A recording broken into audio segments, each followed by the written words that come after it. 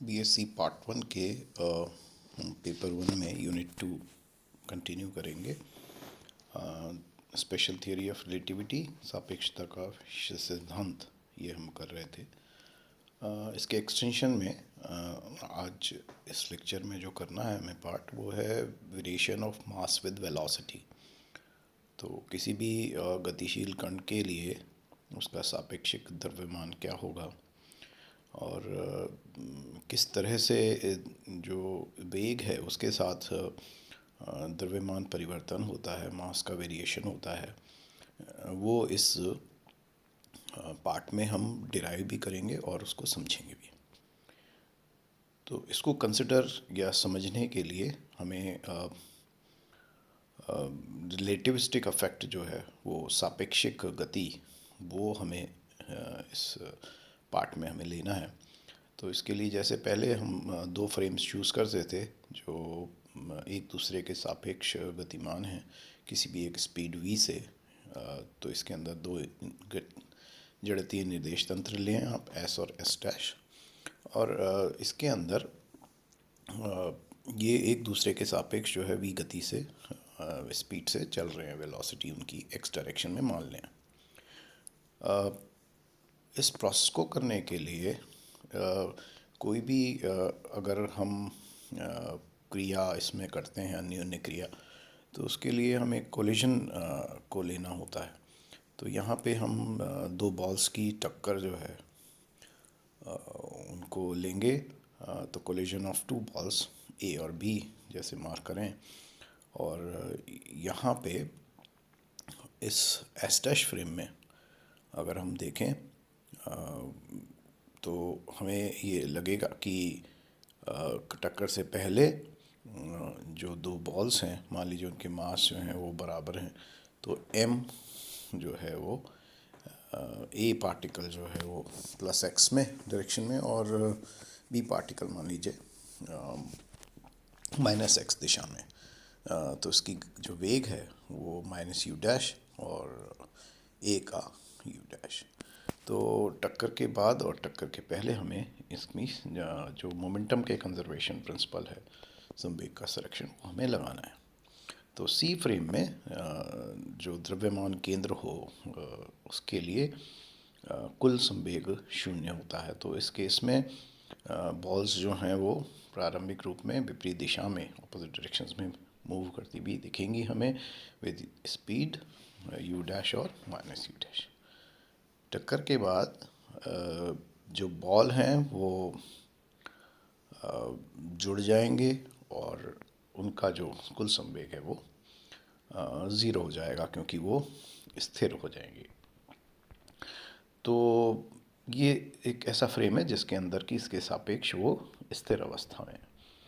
तो अगर हम वेलोसिटी का, वेग का रूपांतरण लेते हैं एस फ्रेम में, तो वो क्या रीड करेगा। तो वेग के रूपांतरण के समीकरण को यूज़ करें तो u1 जो है वो u डैश, क्योंकि उसका इनिशियल u डैश है, तो u dash plus v upon 1 plus v by C square u dash. और इसी तरह सेकंड पार्टिकल जो है उसके लिए वो यूज़ करेगा u2 जो है वो माइनस u डैश है, क्योंकि वेग और v उनकी सापेक्ष है, तो u dash plus v upon 1 minus v by C square u dash. अब अगर हम मोमेंटम एल फ्रेम, जो कि एक लेबोरेटरी फ्रेम वो होता है जिसके अंदर कि हम कोई भी मेजरमेंट करते हैं, किसी भी तरह की मीटर से रीडिंग लेना है, या तो हम उस फ्रेम के अंदर नहीं रहते, हम उस फ्रेम के बाहर होते हैं जब भी मेजरमेंट कोई कर रहे होते हैं। उसको एल फ्रेम बोलते हैं, लेबोरेटरी प्रयोगशाला निर्देश तंत्र। तो इसमें टोटल जो मोमेंटम है कोलिजन के पहले और संवेग के संरक्षण के अनुसार मोमेंटम कोलिजन के बाद में बराबर होना चाहिए। तो यदि इस फ्रेम में लें तो m1u1 प्लस m2u2,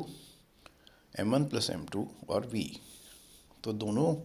जुड़ गए और उसके साथ एक उनका एक कॉमन वेग हो गया। ये s फ्रेम में रहेगा। तो अब हमें क्या करना है कि ये जो u1 और u2 क्वांटिटीज़ हैं उनको हमें पिछले जो अभी इक्वेशन लिखी हमने, जो रिलेट करी s डैश से s फ्रेम में, उन दोनों के संबंध जो है उनको इसके अंदर इंसर्ट करना है, और इसको इंसर्ट करने पर हमें मिलेगा m1। तो u1 की जगह u dash plus v upon 1 plus we by C square u dash plus m2 v minus u dash, या minus u dash plus v एक ही बात है, upon 1 minus we by C square u dash और m1 plus m2 v। इसको brackets को open करेंगे तो m1 u1 dash plus p upon 1 plus we by C square u dash minus m1 v।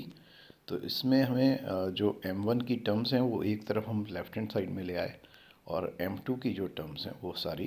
Right hand side में रख दी हैं। m2v minus m2v minus u dash upon 1 minus we by C square u dash. इसको common ले लें m1 को, तो बाकी जो टर्म्स हैं वो इनको फर्दर सॉल्व करेंगे। तो ये term u dash plus v minus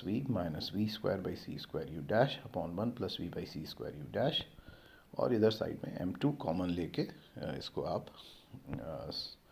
solve करें एलसीएम के द्वारा। तो v minus we by C square u dash minus v plus v u dash upon 1 minus we by C square u dash. इसको further solve कर लें तो u dash reduce हो जाएगी equation m1 u dash minus v by C square u dash upon 1 plus v by C square u dash m2 u dash minus v square by C square u dash upon 1 minus v square by C square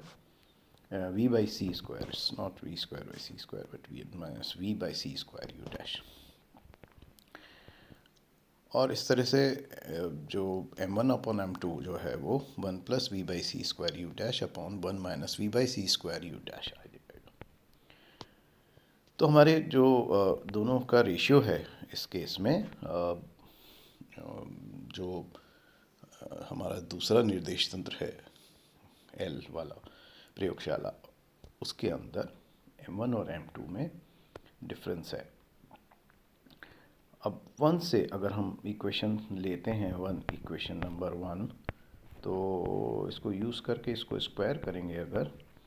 तो हमें मिल जाएगा u1 square u dash plus v upon 1 plus we by C square u dash का whole square. और इसको पूरी equation को सी square से करें तो हमें u1 square by C square जो है वो